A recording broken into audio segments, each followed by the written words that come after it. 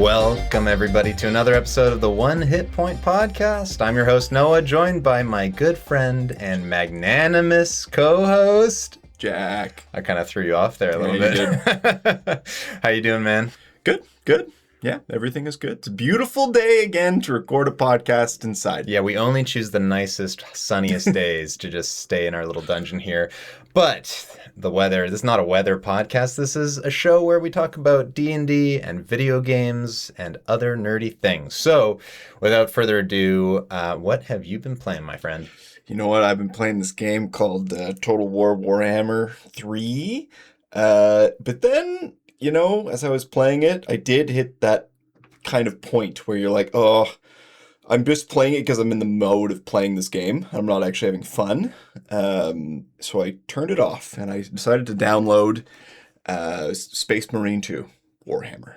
More Warhammer. 40K. Yeah, because last episode and the one before you were talking about more Warhammer. So what's the difference with this one? This is a third-person shooter / kind of melee fighting game.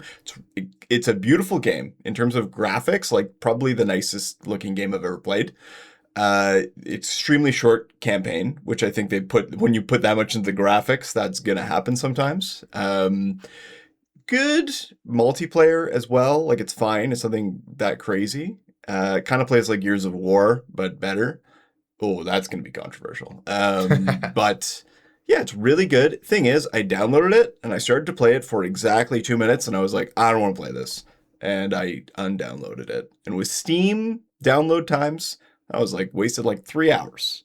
But yeah, do you ever get that where you're like, I want to go back to this game that I used to play, and you download it and then you start playing, you're like, oh, I don't actually. Like, I'm not there yet. It hasn't been long enough. Yeah, it can take me a while to like get into a game, you know, just booting it up. Sometimes you're like, it's too much of an investment, or it's like, the tutorial's too long, or it's so easy to bounce off now that when we were growing up, you would have like 3 games that you owned and you would play those games and then you would trade them in and you would get a new game and like that's the game you would play. Yeah. But now with, Steam and whatever else, you have access to so many games that you own, and you usually buy a dozen games on sale and then they're just sitting there, never played, never touched. So I don't know, I'm trying to like be better about getting through my backlog and playing those games that I was excited for at one point and then just bounced off. Yeah. I don't know. Do you have any strategies for that? Yeah, just let it cook for longer. Like, if you want to get into something and you don't want, just like, don't force yourself unless, it's a game. It should be fun. There is a certain amount of like learning to an extent, but if you're really just not into it, wait for a time when you are. Wait to be really bored. Wait till you're exceedingly bored and you're like, okay, I could stand a 2-hour tutorial if it means I get to get into this thing.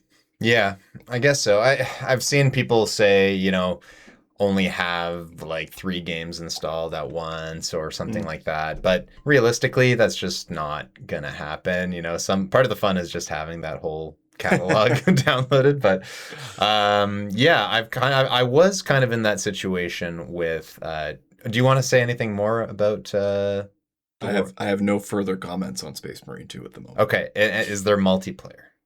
Yeah. Is it good? Yeah, it's pretty good. Okay. It's not astounding. And I think there was an update there was a big patch. That's why I re-downloaded it. But I don't even care to like figure it out, to be honest. But they could do more with it. The potential for multiplayer in that game is like crazy. Yeah, because it seems like it could be like Helldivers 2 style. It's not at all. Really? It's only like Space Marine versus Chaos Space Marine, which is obviously the bad Space Marines. That's all it is. You don't and there's fight different types of hordes of bugs and stuff. That's what it should be. That is Isn't what the that multiplayer. What they do, though? That's the single player game. Single player game is fighting the Tyranids, which is the aforementioned bugs, space bugs, and you also fight other things too. No spoilers here. But anyway, unless they really changed the multiplayer recently. Oh, well, you can do like a co-op campaign. Yes. Yeah. But like in terms of that, like, but I don't know. Like the multiplayer, like it's you're doing the campaign with people or you're doing it alone. Yeah. And then the traditional PvP. is like, Yeah, PvP. I'm kind of astounded by that, to be honest, because it seems like the easiest slam dunk in the world to be like, hey, Helldivers 2, which is a super popular multiplayer game, why don't we just copy that formula but make it 40k Space Marines? Yeah, well, their thing is just, they have sort of like a tiered system, like prestige kind of thing going on, where it's like you beat the campaign and then you beat it again on harder modes, and you're like, after I beat the campaign, I'm like, I'll beat it again on like harder mode, but I'm just not that into it to do it like a million times. Yeah. And like hone my skills till I'm the best Space Marine ever at PvE. Like, I don't know. Anyway, the long story short is I like the game, but nah.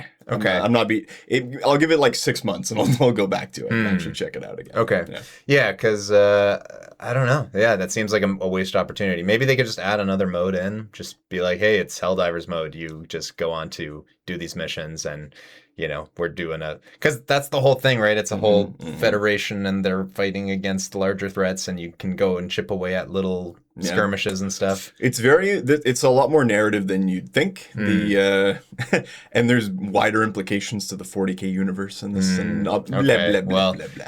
Okay, fine. I guess my uncultured, uneducated, non-40k, knowledge is a little bit lacking in this regard. Your neckbeard isn't nearly strong enough. Okay, all right.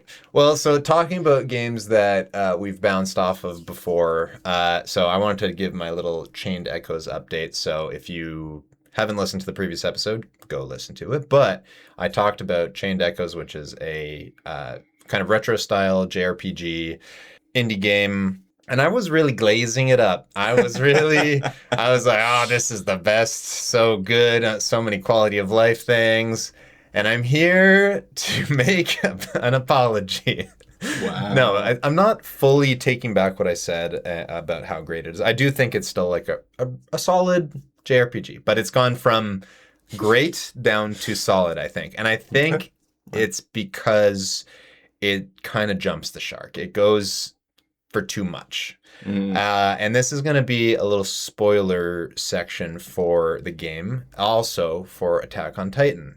Oh, and you're probably wondering, how the hell do these two things relate? Well, have you watched Attack on Titan? No. Okay, are you planning on watching it? It's on my list of things I may watch one day. But go ahead and spoil it. I don't care. Okay, this is like a major spoiler. The whole premise of the show. Okay, all right. Well, so the main character in Attack on Titan, he kind of goes for this. He does this heel turn. He kind of like, he's like evil. He's planning on destroying the world, whatever. And that whole justification for all of his terrible, genocidal actions at the end of the day was that, well, I wanted to unite the people against me as the terrible villain so that there would be no more war because I've united everybody against me. And so I believe that the manga of Attack on Titan ended before Chained Echoes was released. And there's a very similar plot piece in this game where one of the main characters is the princess of this country, and her brother is the prince who becomes the king when the father dies. And the brother becomes more and more evil and warmongering, taking over neighboring countries. And, and then you get to the point where you're like, hey, we have to stop him. He's got this magical artifact called the Grand Grimoire, and it's basically a nuke. Like it can delete like whole cities, kind of thing. Sure. And he gets it back after you steal it from him, whatever. And you go and you confront him. You fight off his honor guard, and then he's like, wow, sister, like, I'm so proud of you for doing this. Like, this was my plan all along, to have you stop me and unite all the people against me. And that way you can defeat me and there can be peace and prosperity, now that I'm gone. And she's like, no. And then he kills himself. And I was just like, wow, that was almost beat for beat with Attack on Titan. But so the game came out before the end of the anime, but after the end of the manga. So I was like, is this a little bit plagiarism or inspired by? I mean, they're both inspired by spoilers for the Dune series, like deep into the series, like a few books in, something called the Golden Path, where the giant worm man emperor of the universe, sort of his whole plan is like to become a tyrant so that many, like, thousands of years later, people will rebel against him. It's a tale as old as time. I think the same thing happened in the Bible like 12 times, you know? Okay. All right. So it's good to know, and I'm sure The Simpsons has done it too, you know. But so I got to that point, but yeah, I would say. So remember, we also talked about. I said, "Oh, I'm in the third act." Last time we talked about it, and we're like, "Yeah, it's a 3-act structure, pretty standard." Yeah. Now I'm in the 4th act. It's ruined. and not just like the number of acts. I don't care necessarily, but I do think it's just kind of. It does feel like this game had a more like level-headed plot regarding this conflict between these countries and evil kings, and everybody had their own interests, and it was very interesting, kind of Game of Thronesy, almost backstabbing, and everybody has their own alliances and their own desires, and then it devolves into we gotta save the world from giant space gods. So it becomes like Game of Thrones. Like it starts off really good, and then it goes to poo-poo town. And then it kind of jumps the shark. Yeah, exactly. So I think, I feel like there was a more tight plot in here that could have been resolved in 3 acts, like I mentioned. Yeah. But unfortunately, it didn't. But I still am not done. I've defeated the king, and now I have to go deal with the space gods and deal with them. And and then there's like a whole bunch of like, I don't know, they go really hard. The writing is questionable at times. Like I understand it was written by a guy who English is not his first language, but he probably could have had more people review the script. And what else can I say? I like the combat still. It's good. Okay. But it is kind of getting to the point where I'm almost trying to avoid fights because I'm like, just like, okay, like, come on, like, let's get to the end. Let's get to the end. You know what I mean? So that's never a good place to be when you're towards the end of a game, I think. I don't know. At earlier on, I was like, oh, I'm going to do all the side quests. I'm going to do all the like reward board thing and all that stuff. And now I'm thinking, well, maybe we're just going right to the end game. It's a shame. Yeah. It's not super long. I think I'm like 40 hours in. So anyway, I'll let you know when I finish it. Man, this brings up like a whole other thing of stories that start off strong. Like, how many movie series where the third is the best? I'll tell you, 0. It's never happened that I can think of. Book series where there's like a amazing opener, and then it kind of like, the explanations for the mysteries in the first book is like, because everything is better unexplained, generally. Like, any of the Star Wars sequels made now, where they're like the prequel to like Solo, that kind of movie, where it's like, oh, isn't it so cool to know that like all this cool backstory for Han Solo was just a bunch of CGI garbage, that no one cares about. Nobody needed to know. He was just a cool, roguish guy. Yeah. Did we need the story of his name being Solo? I mean, and I actually kind of like that part of the movie, but, it's also stupid and unnecessary. Very memed. Don't explain things.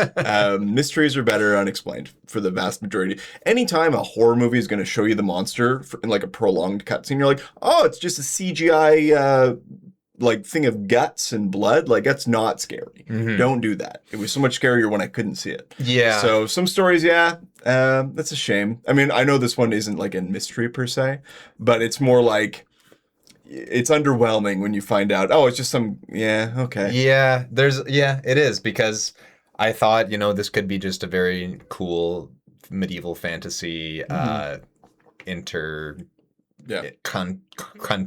worldwide war sort of thing, and instead it's just big giant monster that we have to kill to save the world. Yeah, very video gamey. Very video gamey. Yeah, and some other games maybe we'll talk about later have done similar things like that. But yeah, that's what I've been playing. What I've been playing. I'm sorry for your loss. No, it's okay. I'm gonna finish it, and then once I finish that, then I'm going to have to think about what is next, because I do want to get back into the Final Fantasy VII Remake. I do want to kind of sink my teeth into that. Yeah. But maybe I need like a little JRPG break. That's fair. Yeah. It's definitely fair. Yeah, so we'll see. We'll see what's next. Okay, shall we take our first break, and we'll come back, we'll talk about some TTRPG stuff? I can accept a break. Okay, perfect.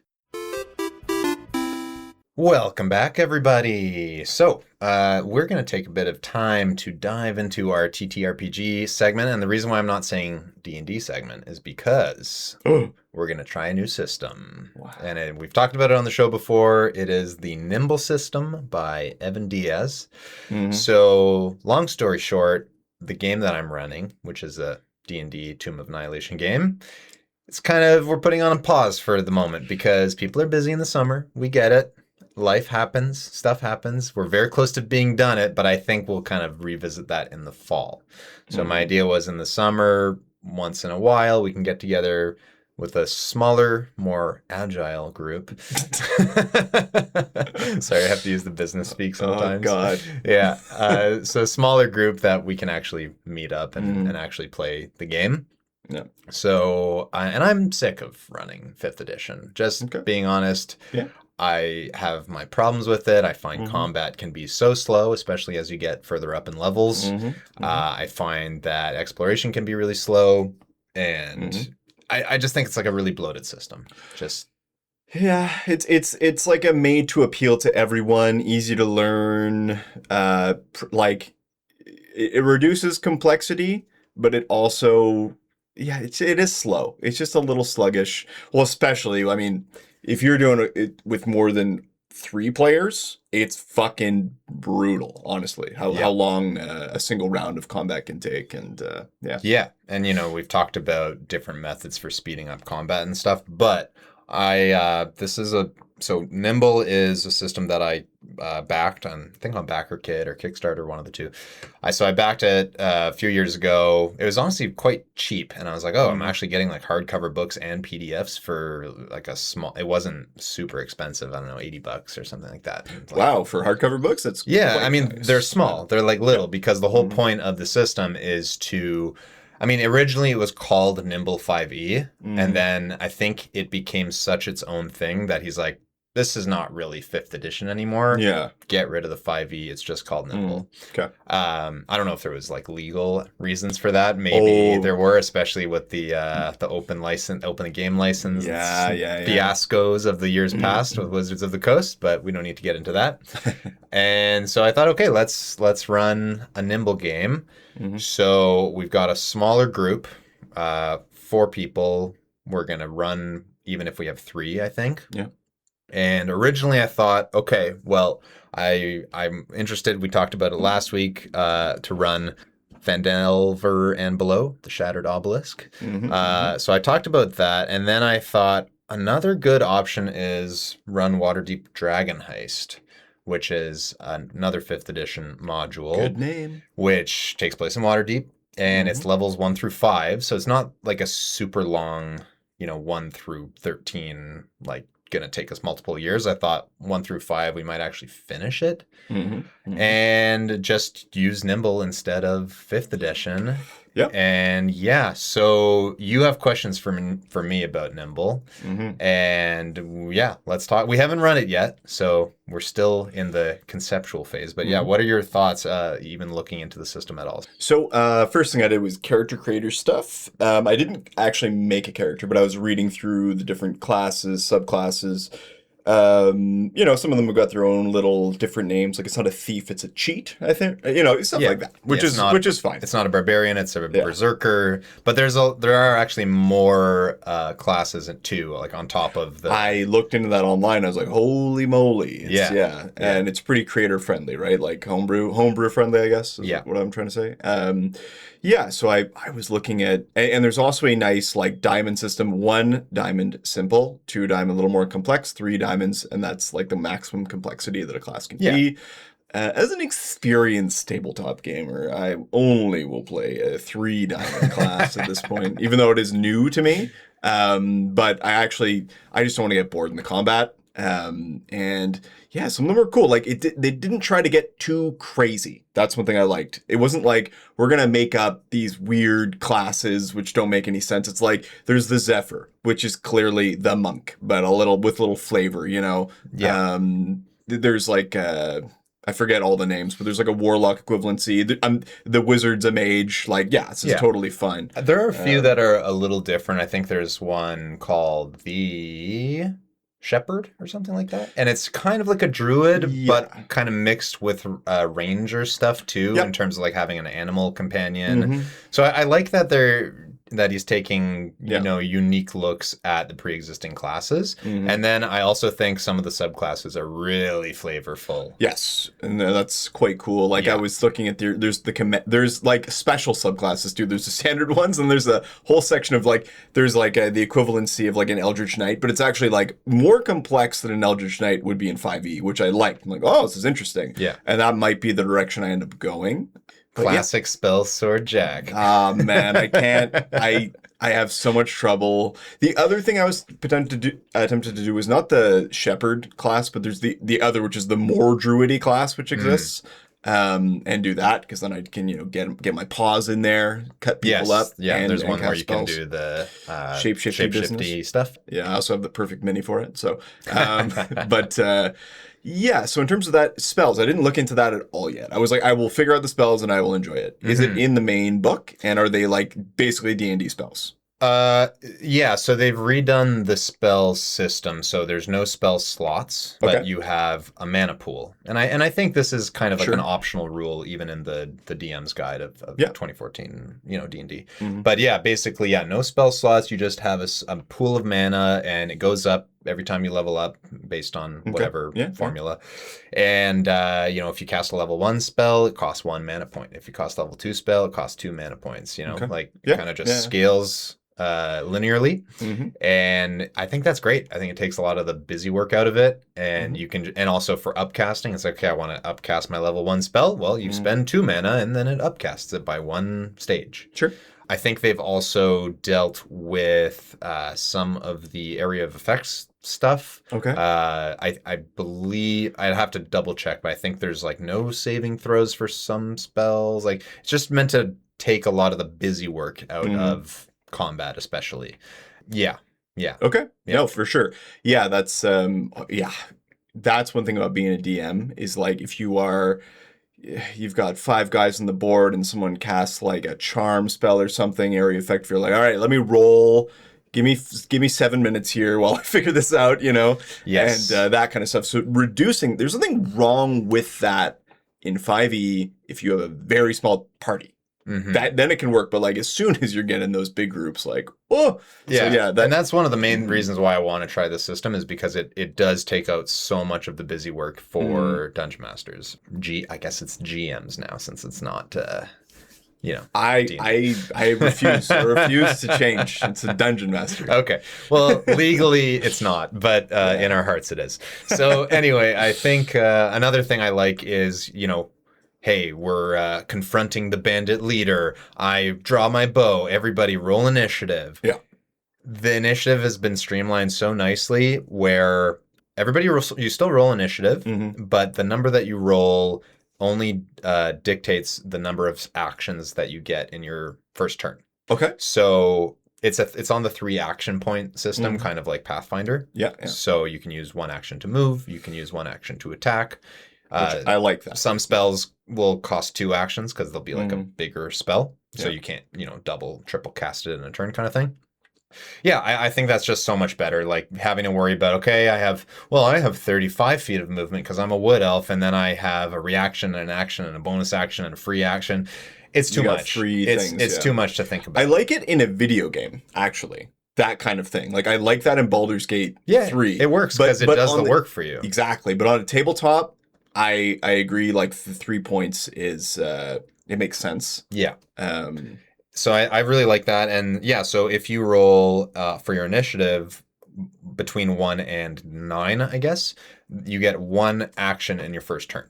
If you roll between 10 and 19, you get 2 actions in your first turn. And if you roll 20 and above, you get your full 3 actions in your first turn. So it rewards rolling high on initiative where and getting like a critical, like rolling a natural 20, like Yeah. you feel great because you get your full 3 actions. Whereas in 5th edition, you're like, okay, I get to go first, but I don't get anything else other than that. Yeah, unless you're a specific type of, like, you're an assassin. Sure, There's certain the one subclass roles that cares about being first. Exactly. Yeah, it's very, very minimal. Whereas if you get an 18 or 19 or a 20, it wouldn't really matter. But I really like this. I think that's another really cool thing. I mean, I can go on about all the different things. I think, I really like that 3 action point system though. And it also carries into your reactions too, because you have like heroic reactions like attacks of opportunity, but you can also do like a defend thing. You can do like an interpose thing to like help your allies.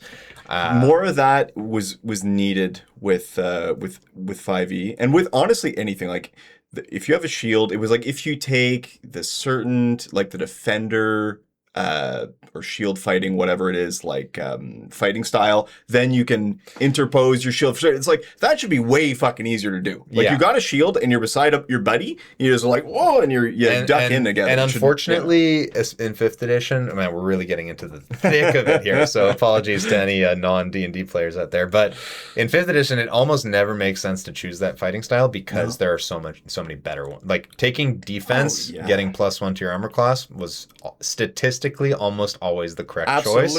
Unless you're an archer, you take the archery fighting style, or a one-handed, you take the dueling fighting style. But outside of that, taking those like blind fighting or whatever those other ones, it just never made sense. And there was always issues with, like, and this is the thing of like not being like a min-max, where it's like, yes, 2 weapons fighting was never good, but also it's cool. So it's one of those, like, and I did it a few times, but I always felt like I'm kind of getting left behind a little bit. But at the same time, very cool to picture yourself swinging 2 swords. I did it for sure. I did it with a character that I played from up until level 9 or 10, and early on, it's actually keeps up, and you get that extra attack, and it feels good. And then once you start getting into those higher levels, and the paladins are smiting for crazy damage, and the wizards are doing crazy attacks, and you're like, I can do a bonus action attack. It just completely falls off. And if you have any other options for your bonus action, you're like, oh, but I want to hit. Exactly. Another aspect of the initiative thing that I like is the players always go first. They can choose amongst themselves who wants to go first and like what order every single round, which I think is cool. It'll set up combos. It'll be like, okay, I'll pin this guy down and you can stab him, or I'll cripple this thing so you can cast the spell on it. I think that's really cool. Obviously, I think you probably still need to set some sort of a timer in terms of like picking the order, because I think you can still get that analysis paralysis. But and then after the players go, the enemies go. The only time it's different is, let's say the players are ambushed, then the enemies go first. Obviously, and then there are so many things, like the stat blocks for enemies are all super streamlined. It has like 2 lines of what they can do, their stats, and like those are the things they do in combat. And a lot of the times in 5th edition, there will be like a lich, and the lich has so many things, but then it's like unarmed strike. And it's like, why would I ever do an unarmed strike with the lich? Like, just get that out of here. So just like less to parse through as the DM. Yeah, that's analysis paralysis. Yes, a good term. But yeah, you can get that as a DM too, for sure.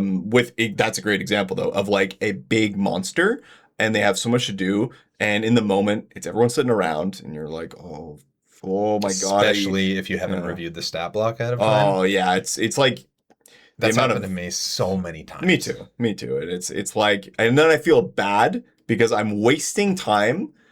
Like, I'm wasting everyone's time to try to figure out, but then you don't. Then you're just like, I'm looking at one of these things it can do, and that is what he is doing for this battle. But then then after the fact, you also feel bad because you're like, oh, I had this cool monster that I could have done cool tactical things with, and I just didn't do it. No. So, okay, I can clearly talk about this forever, but do you have any other questions about the system while we're here? No, I will say 2 things.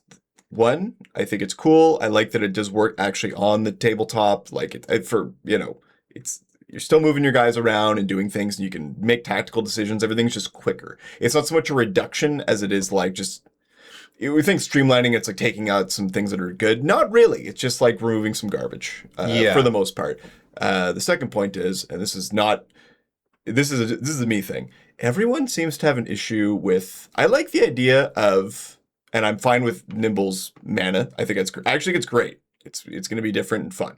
I've never had an issue with like the classic Vancian magic, as they call it, which is the daily amount. So I'm like, yeah, your wizards only has so many fireballs in their back pocket for the whole day. I understand that. Like your magic energy's running down. You got to take a rest and sleep and restore it. But it depends on your world and etc. But I am fine with either. I just find that people get really upset at the idea of like spell slots per day. I'm like, I like it. How many times can I call upon an apocalypse to smite my enemies in a day? Yeah. Every time I get into a fight, that's incredible. Yeah, and, you have to limit spellcasters somehow. And another thing that the system does really nicely, it just it fixes the whole long rest short rest thing, where players will often just like long rest their way out of all their problems. You know, it's like, we had a hard combat, close the door and long rest. It's explicitly says in this book, you have safe rests and field rests. Field rests basically function like short rests. You can do them in a dungeon, you can do them on the road, whatever.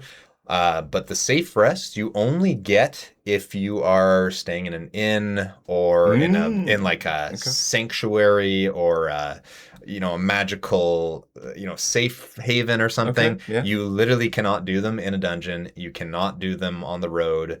Lovely. So it makes you have to think about stuff and I'm going to use my cantrips a little bit more. I'm going to be a little bit more judicious with my mana pool because I'm playing a caster and I don't want to be caught with no spells in the middle of this dungeon. Yeah, that's great. I love that. Yeah. And at that, I think we should stop. Okay, well, we'll take our break, second break of the episode, because I can clearly talk about this all day. And we'll revisit this topic, though, once we've actually sat down. We're doing a session 0 this Sunday, or I guess when this episode comes out, 2 Sundays ago. And we'll update everybody on how it goes. And we are back, everybody. Hello. So there's been a lot of nerd news going out there in the last few days with Summer Games Fest 2026 occurring. And not only that, there was Xbox Showcase and a Nintendo Direct and a Sony PlayStation Direct or whatever they call those things. Yeah. There were so many games that have been announced or shown trailers for or release dates. We couldn't possibly cover that unless we wanted to be here for another 2 hours, but we don't. So we're going to rattle off a few, we're going to talk about some stuff from Summer Games Fest and Xbox Showcase. We'll kind of talk about some of that. And then we also have a couple of other news stories to cover as well. So first, I just wanted to do like a rattle off a bunch of names because I noticed a theme in the Summer Games Fest trailers, and I noticed that there's just so many third-person action games coming out, especially fantasy ones with swords and stuff. And I just thought it was crazy because, I don't know, I'm just not used to that. I'm used to shooters. I'm used to, big Sony games and stuff, but it's like, we've got Mortal Shell 2, RuneScape Dragon Wilds, Soulframe, Lords of the Fallen 2, The Blood of Dawnwalker, Gothic Remake, Aeon 2, Swords of Legends, and there's more. There were actually more that have been shown across the last week and a half. Yep. And I don't know, what do you think? What is driving this like fantasy action game push? I think part of it is the success of Elden Ring, and people are trying to fill the Skyrim void, the Elder Scrolls void as well. And it's just like, it's the ups and downs, right? It's like zombies are big, and then zombies go downhill, and then people want shooters, and then people want some sci-fi shooters like Halo. And then it's just like, we're currently in the swords and sorcery era of the 2020s. Yeah. I don't know why. I think part of it is honestly filling the void of Skyrim. I think you're right, though, about the Elden Ring thing, because what I've heard people say is that whenever a big game comes out, like let's say Elden Ring or Zelda Breath of the Wild, you have Yes. about a 2 year span where that's the one of its kind. And then every developer who had started working on these games in that 2 year window, they start putting out their trailers and releasing those games because they're inspired by the success and maybe the mechanics and things of those games. So 2 years after Breath of the Wild came out, you started seeing all these open world action games with gliders and climbing mechanics and stuff. So and same thing I think we're seeing now, like you said with Elden Ring. These are all, a lot of them are Souls-like, a lot of them are not, but yeah, they're all action RPG fantasy games. Yep. So And, anyway, that's a short little piece. But what else? So let's hone in on a few other announcements. You want to go first? TMNT, The Last Ronin. So I just think this is interesting to me because The Last Ronin is like a very dark TMNT comic book which exists, which is like very, I don't want to spoil it, but I mean, it's the friggin' Ninja Turtles. It's not like spoiling Citizen Kane here or anything like that. Long story short is, a Ronin is a samurai without a master. And in this case, spoiler, close your ears if you care. Basically, all of the turtles in Splinter are dead except for one. I think it's Michelangelo. I don't even remember. And they're making like an action RPG game about it, which is kind of cool. Turtles always, I think, is like make it a beat 'em up and make it fun. But if you want a dark and gritty Ninja Turtles video game, fuck it. I will play it. This is, I guarantee there's going to be What Are You Playing This Week? And I will say TMNT The Last Ronin just to try it because they hold such a nice place in my heart. Turtles. I'm curious, yeah. Like it's very out there, and I always like when a franchise tries something and really goes for it. So, hey, maybe we add this to our, sword third-person action game. Yeah, kind of. Yeah, it is definitely fantasy because I mean, like, is it sci-fi? It depends, I guess. I'm gonna call They're it. mutants. So they're mutants, exactly. I guess the mutagen. Yeah. Yeah. It's There's aliens. Interesting. But yeah, this is almost. It sounds like it's almost more of those ninja games that have been coming out lately. I'm blanking on the names here. It'll come to me, or it won't. But okay, so that's TMNT: The Last Ronin. I was very shocked to see them announce The Wolf Among Us 2. Do you know about this game? No. Okay, so do you know Telltale Games? Yes. So they no longer exist, but they made a whole bunch of basically point-and-click adventure games. Yep. Their whole thing was, your choices matter. And I think for a lot of the games, they didn't really matter. Like, you would maybe get a slightly different outcome, but they did games like The Walking Dead. They did, I think, 3 seasons, we'll call it. These were not based off the show. These were just like their own new stories in that world. Way better than the show. I would actually add me, do it. I don't think anybody would disagree.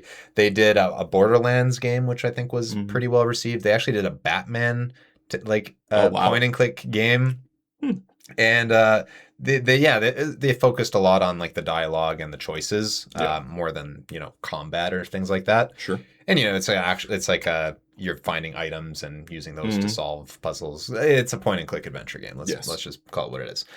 But they closed their doors a number of years ago, that studio, and since then I don't think there's been anything out from that kind of like oeuvre of work. But seeing that they're making The Wolf Among Us 2. So The Wolf Among Us is it's this point and click adventure game, but it's all fairy tale creatures.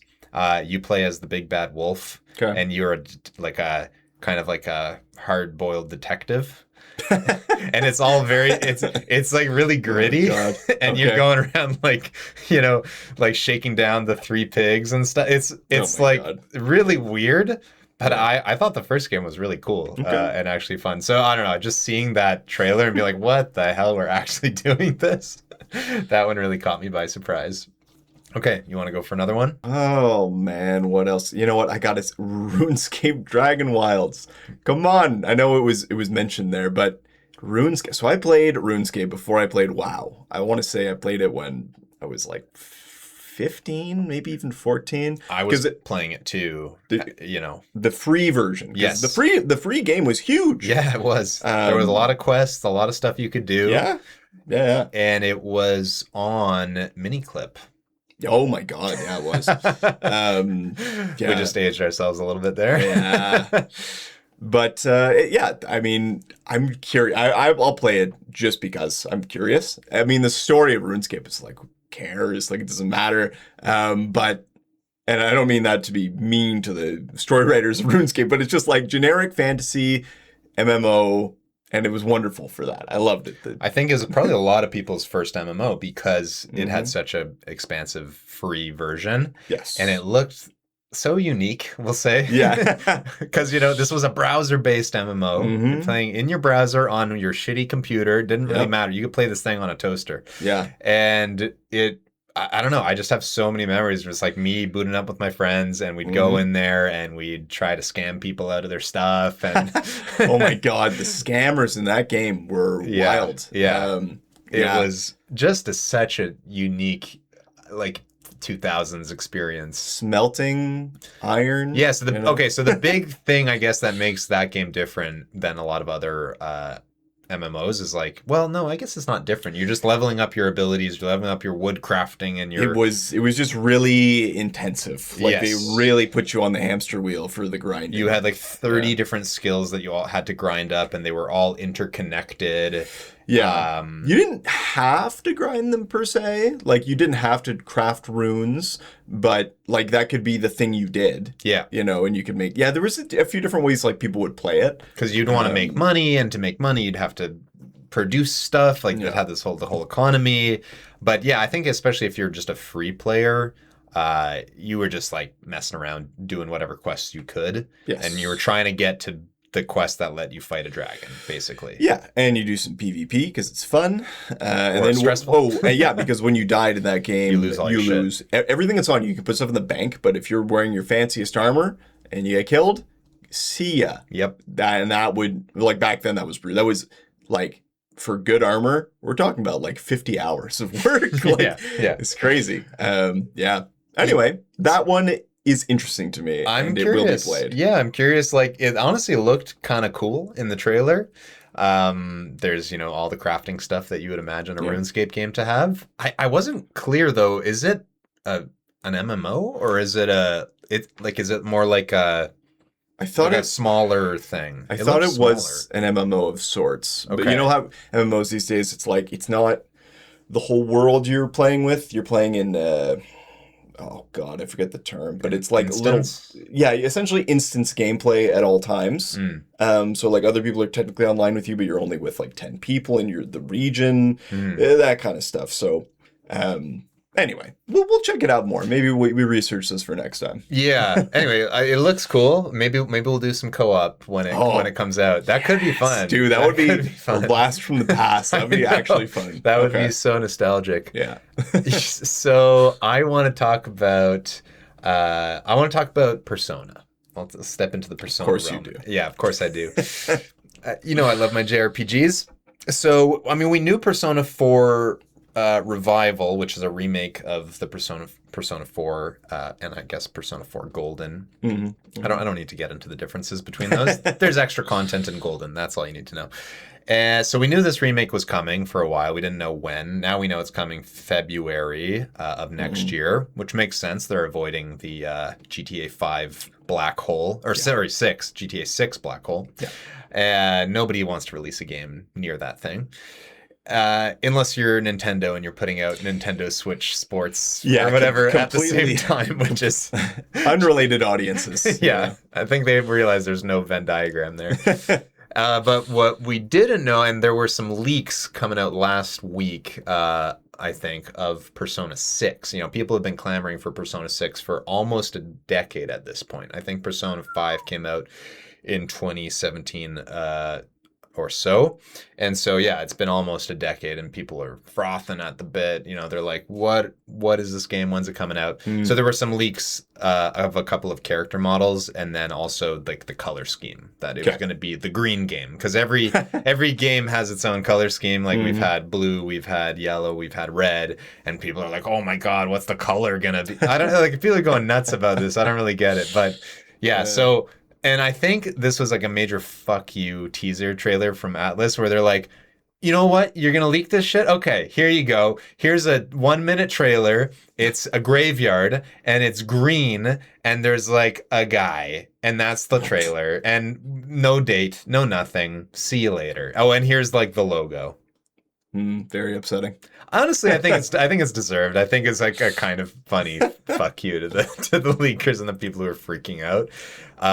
If it's anything to go by off of Persona 5 when they did something like that, I think there was literally like a 4-year window until like the next update. Oh. So don't hold your breath, everybody. Wow. Yeah. You know what? Don't hold your breath for any video game release ever anymore. Correct. Yeah. Yeah. And, you know, just, don't wait for this, but it'll be cool when it comes out. I don't know. I'm excited for that.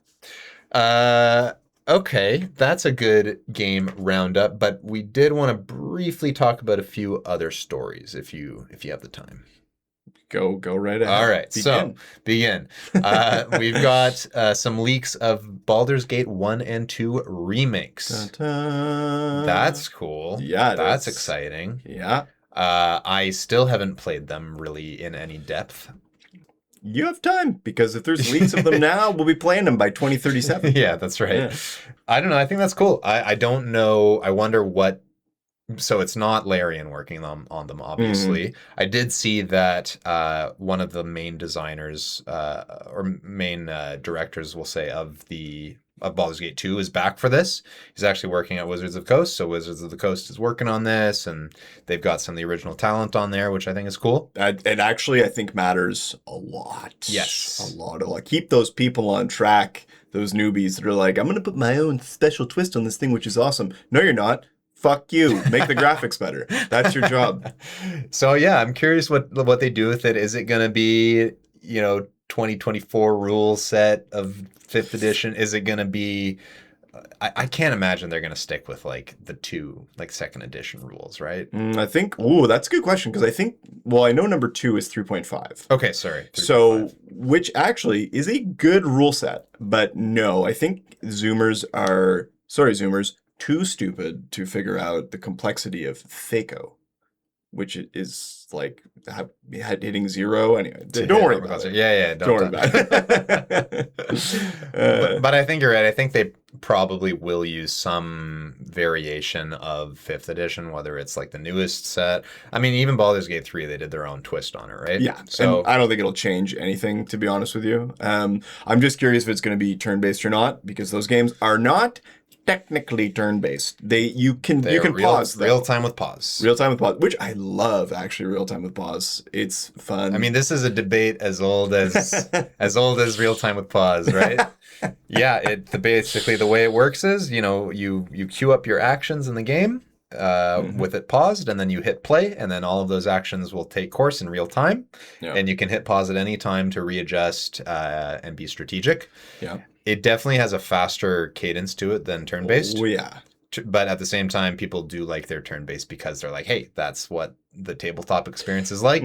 That's what I want my D&D video game to be like. And I think that is an option.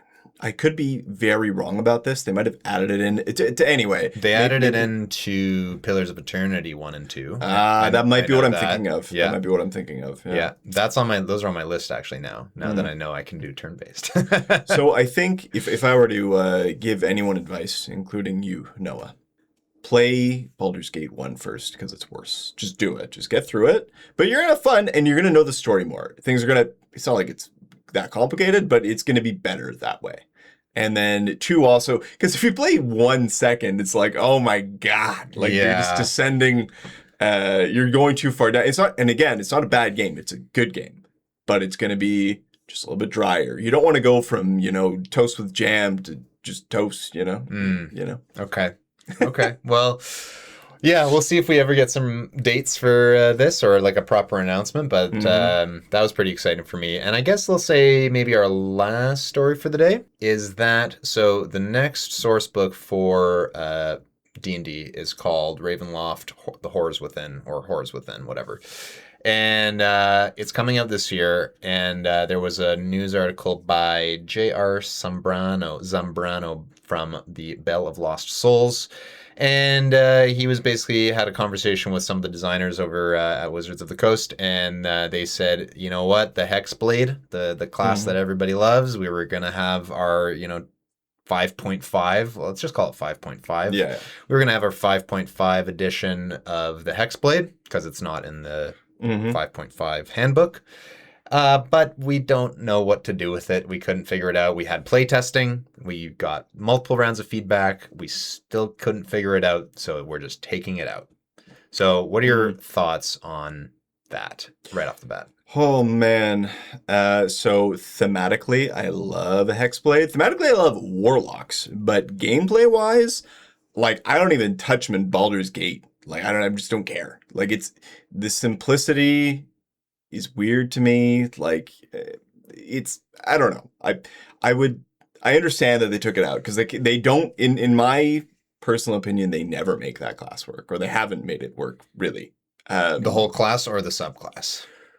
Specifically the subclass, but the whole class is kind of, it's very bleh to me. It just has a lot going on. Well, it's simple to play, but it has so many variations to it because you have your pact and you have your patron and you have your subclass. Like you get like multiple things to choose from, and I always feel like I'm like, am I doing this right? So how I think, yes. So the way you just described it, it's like there's so much to choose and so many different little options. But at the end of the day, the class is you Eldritch Blast, and you have 2 goddamn spells a day or you get them back on short rest, but like that's just like, oh, what are we gonna do to make this special? Short rest, you get some spells back. It's stupid. Like, in my opinion, in this humble podcaster's opinion, it's just not mechanically interesting to me.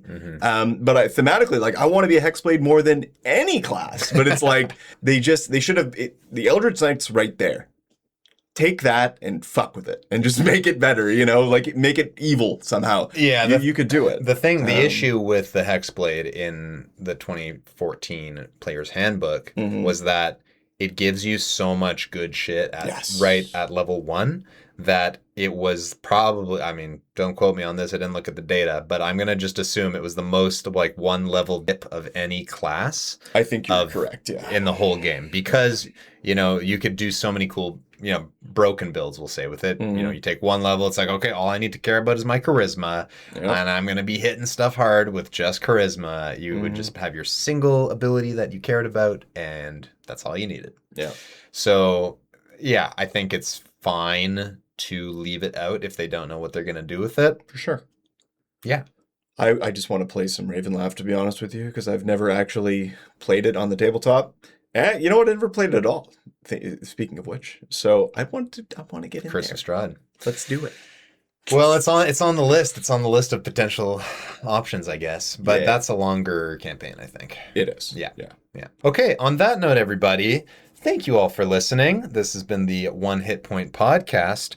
If you like the show, you can rate us on Spotify, review us on Apple Podcasts, and better than that, share the show with a friend, because that is how we are going to grow as a show.